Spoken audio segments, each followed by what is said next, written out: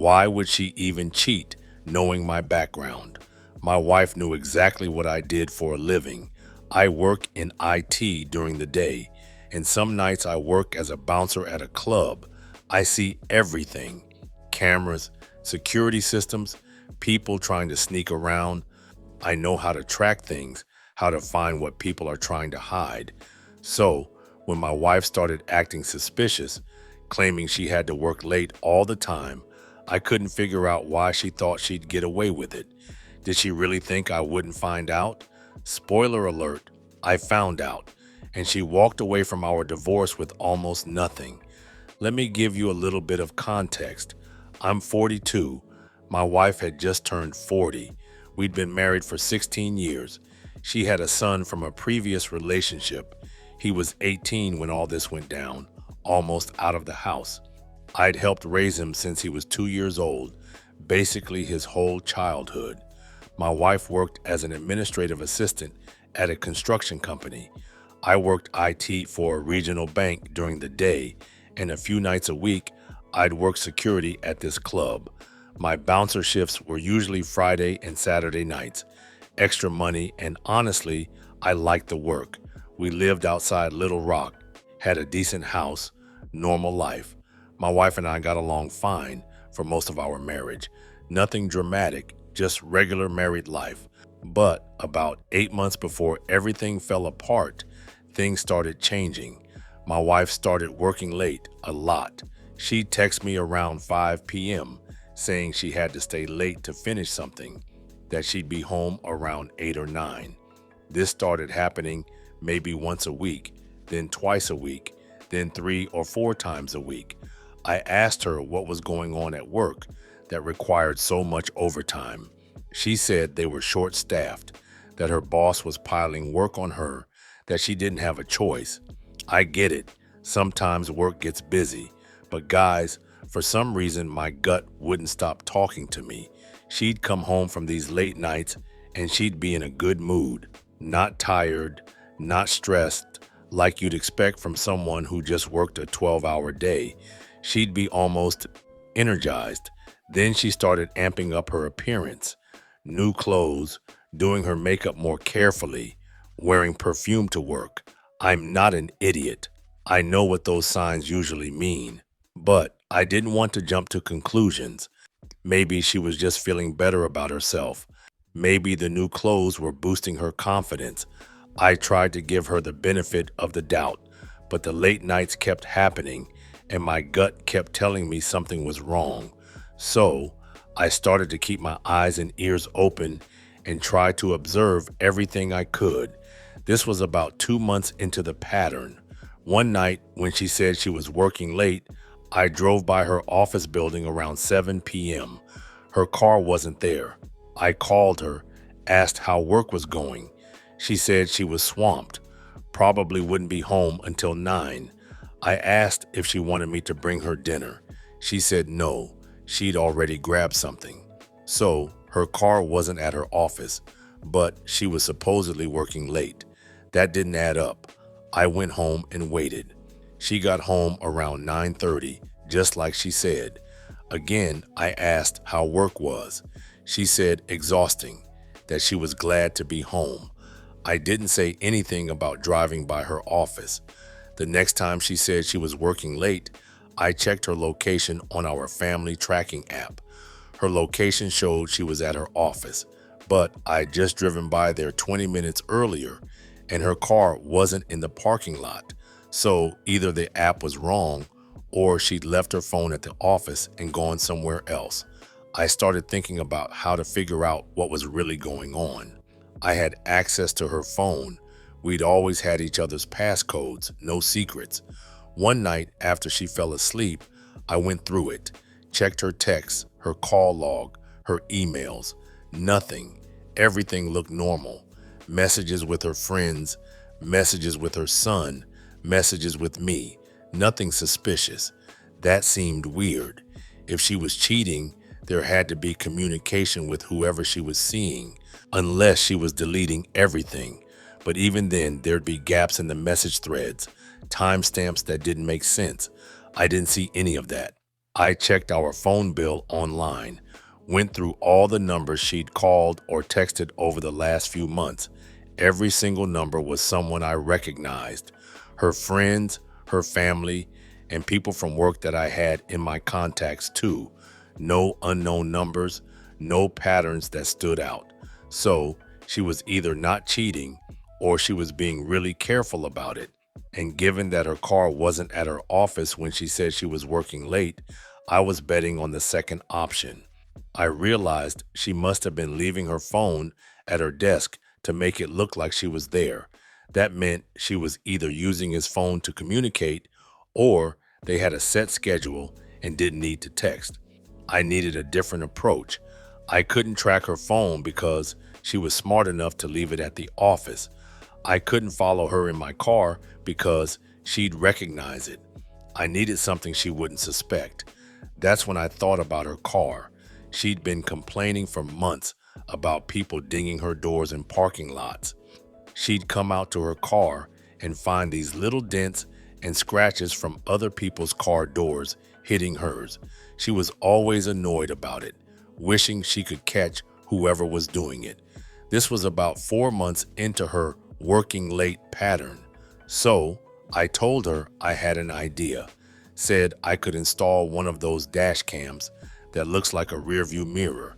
It would record whenever the car was on, and it would also record when the car was parked if it detected motion nearby. That way, if someone dinged her door, we'd have video evidence. She loved the idea, said that would be perfect, asked when I could install it. I ordered one online, got it a few days later, and installed it that weekend. I showed her how it worked. It looked just like a regular rearview mirror, but it had cameras facing forward and backward. Told her it would automatically start recording when she turned the car on, and it would save everything to an SD card that she could pop out if she ever needed to review footage. What I didn't tell her was that I'd set it up to also wireless backup to my phone whenever her car was in our driveway at night. She had no idea about technology, didn't ask any questions about how the wireless backup worked, just said thanks and that was that. The dash cam recorded everything. Every time she got in the car, every time she drove somewhere, every place she went. The camera would stay on for about 30 seconds after she turned the car off. Then it would shut down to save battery. I started checking the footage every few nights, downloaded it to my computer, watched it when she was asleep or when I was home alone. For the first week, nothing interesting, just her driving to work, driving home, running errands. Then one evening, she texted me saying she had to work late. I checked the dash cam footage the next morning.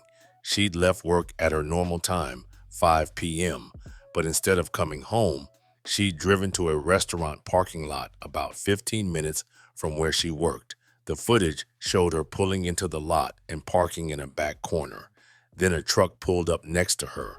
A guy got out and walked over to her driver's side window. She rolled down the window. They talked for a few seconds. Then he leaned in and kissed her. The camera shut off about 10 seconds after that, but I'd seen enough. There it was, clear evidence that she was meeting someone. The kiss was brief, but it was definitely a kiss. Not a friendly peck, a real kiss. I kept checking the footage over the next several weeks. The same pattern kept repeating. She'd text me saying she had to work late again. Then the dash cam would show her leaving work at her normal time and driving to meet this guy, sometimes at restaurant parking lots, sometimes at a park, twice at what looked like an apartment complex. Over the next 6 weeks, I documented 12 separate meetings on the dash cam. Each time, the same routine. She'd drive somewhere. He'd show up in his truck. They'd either talk through her car window or he'd get in her car. Every time, he would kiss her before leaving. The camera would shut off shortly after, but I had clear footage of them meeting up, being intimate, the whole thing. I never saw his face clearly in those first recordings. The angle of the camera and the timing meant I only got partial views. but I could see enough to know this was the same guy every time. Tall, dark hair, probably around her age, drove a newer model Chevy Silverado. I wanted to know who he was. The dash cam footage was great evidence, but I needed more information. So I decided to follow her one time, but I couldn't use my car. She'd recognize it immediately. My wife had this habit of checking her mirrors constantly, looking around parking lots, being aware of her surroundings. She was already suspicious by nature, probably why she was so careful with her phone. I rented a car for 3 days. I told my wife my car was making a weird grinding noise and I'd taken it to the shop, that they'd given me a rental while they diagnosed it. She didn't question it. The next time she said she was working late, this was a Wednesday. I told her I had to head to the club for my bouncer shift. Instead, I left work early and parked near her office in the rental. I waited for her to leave. She came out a little after 5 p.m., got in her car, and drove off. I followed her, staying 3 or 4 cars back. She drove to a shopping center parking lot about 15 minutes from her office, parked near the back, away from other cars. A few minutes later, that same Chevy Silverado pulled up next to her. Guy got out, got into her passenger seat. They sat there talking for about 25 minutes. I was parked about 50 yards away, had a clear view. I couldn't see much detail from that distance, but I could see enough to know they were close, leaning toward each other, touching. Then he got out, got back in his truck, and drove off. She sat in her car for another few minutes, probably checking her makeup or composing herself. Then she drove home. I left before she did, got home first, changed into my regular clothes like I'd been there all evening. I got the license plate number from his truck while it was still parked. I had a buddy who worked for the Little Rock Police Department, called in a favor and asked him to run the plate for me. I told him I thought someone had sideswiped my car in a parking lot and drove off, that I'd got their plate number. I was lying, of course. He ran it, no questions asked. Came back registered to a guy named Ronald, lived about 30 minutes south of Little Rock. I looked him up on social media.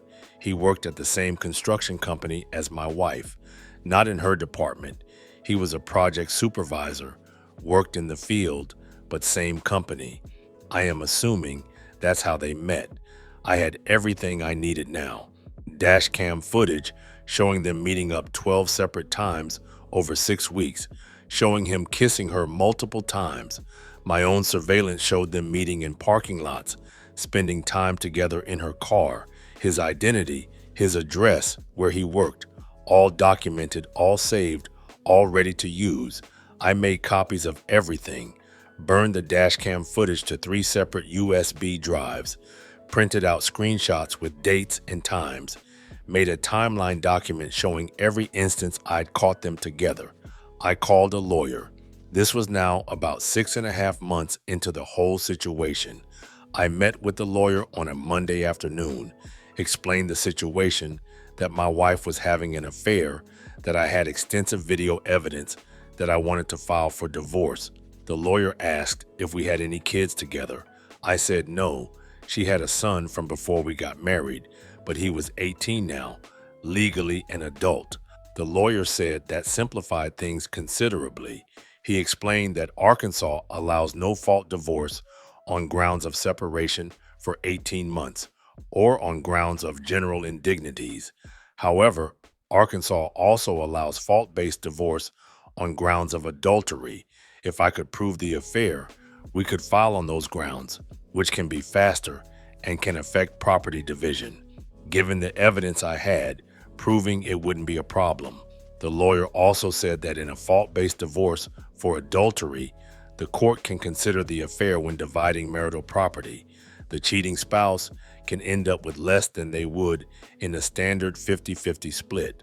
Arkansas courts don't automatically punish adultery with a complete asset forfeiture, but they do allow for unequal distribution based on marital misconduct.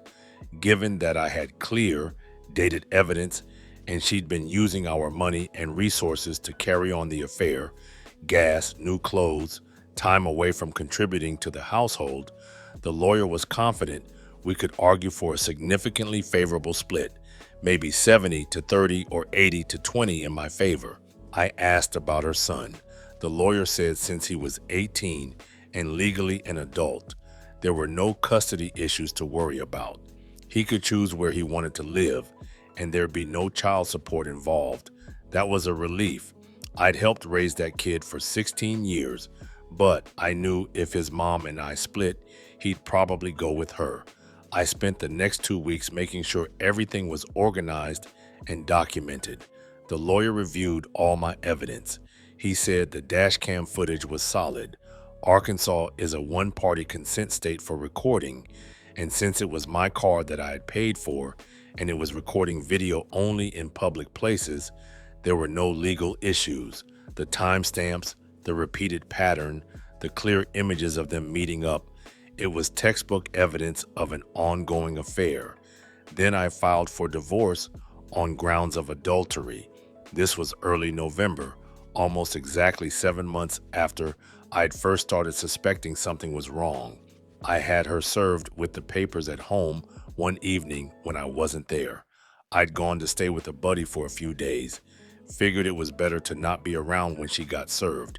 She called me about an hour after she got served. I didn't answer. She left a voicemail asking what the hell I was doing, saying we needed to talk, that this was crazy. I didn't call her back. She texted me saying this was insane, that we could work this out, that there was no reason to involve lawyers. I didn't respond. She tried calling a few more times over the next couple days. I never answered. I didn't want to hear her excuses. Didn't want to listen to her try to explain or justify what she'd done. I'd seen the evidence. I knew what was going on. There was nothing to talk about. My lawyer reached out to her lawyer. She hired one pretty quickly after getting served. Her lawyer tried to argue that we should do a no-fault divorce, that it would be simpler and less contentious. My lawyer said no, we were proceeding with the fault-based divorce on grounds of adultery, and we had extensive evidence to support it. Her lawyer asked to see the evidence. My lawyer sent over a portion of it, enough to show we were not bluffing, but not everything. Sent 5 video clips from the dash cam footage showing her meeting up with Ronald, showing him kissing her, showing dates and times. Sent the documentation showing those dates and times, cross-referenced with her text to me claiming she was working late. Sent screenshots showing she texted me working late 12 times, and all 12 times the dash cam showed her leaving work on time and meeting up with him instead. Her lawyer went quiet for about a week after that, then came back with a settlement proposal. She'd agreed to the divorce, wouldn't fight the adultery grounds, but wanted a standard 50-50 split of assets. I told the lawyer, she can kiss my ass. I wasn't going for 50-50. Half the equity in the house, half the savings, half my retirement. My lawyer agreed and went back to her lawyer, and his client was not going to do 50-50, said given the adultery and the extensive evidence we had, she wasn't entitled to an equal split. We counted with an offer, 80 to 20 split in my favor. I'd keep the house, the bulk of the savings, my full retirement account. She would keep the car I paid for, her personal belongings, and 20% of the liquid assets, which worked out to about $14,200 from our savings. Her lawyer tried to negotiate, said that was too harsh, that even with adultery, she was entitled to more. Her lawyer came back with a counter, 65 to 35 split. My lawyer pointed out that she'd been using marital funds to support her affair, gas money to drive to meet him, money spent on new clothes and makeup specifically to look good for him, time away from home that could have been spent contributing to the household. My lawyer also pointed out the timeline, 7 months of documented deception, 12 proven instances of meeting up with her affair partner, repeated lies about working late. This wasn't a one-time mistake. This was a sustained, deliberate pattern of infidelity. We held firm at 80-20. Her lawyer came back 2 weeks later, said she'd agreed to a 75-25 split. She'd take her car, her personal belongings, and 25% of the liquid marital assets. No claim to the house, no claim to my retirement. She just wanted it to be over. My lawyer recommended I accept, said we could probably push for 80-20, but 75-25 was a very favorable outcome and would finalize things faster. I agreed. We drafted the settlement agreement. She'd get her car, which was paid off and worth maybe $16,000. She'd get about $14,200 from our savings, 25% of what we had. She'd get her clothes, her jewelry, her personal items. I would keep the house, which we owned with about $140,000 in equity. I would keep my retirement account, worth about $180,000. I would keep the remaining $57,000 in our savings. I'd keep my car. All told, I was keeping about $377,000 in assets. She was leaving with about $31,000. The divorce hearing was scheduled for early February, about 3 months after I'd filed. I showed up with my lawyer, brought copies of all the evidence with me just in case. My wife didn't show up. Her lawyer was there, said she'd signed all the paperwork, that she was agreeing to everything, that there was no need for her to be present. The judge reviewed the settlement agreement, asked if I was sure this was what I wanted, that it was pretty one-sided. I said yes, that my wife had committed adultery, that I had extensive video evidence of it, and that this settlement was what we'd both agreed to. The judge asked to see some of the evidence. My lawyer showed him 3 clips from the dash cam footage. The judge watched the clips, reviewed the documents. He shook his head and agreed, said he'd seen enough. He asked my wife's lawyer if she was contesting any of this or the settlement terms. Her lawyer said no, that she was accepting the terms of the settlement as written and wasn't contesting the adultery grounds. The judge signed off on it. Just like that, we were divorced. She got her car, a little over $14,000 in cash, and whatever personal items she'd already taken when she moved out. I never saw my wife again after the divorce was finalized. She'd moved out of the house in mid-November, about a week after I filed. I was told she was living with her older brother, who lived about an hour away. Her son went with her. He was 18, could make his own choice, and obviously he was going to side with his mom.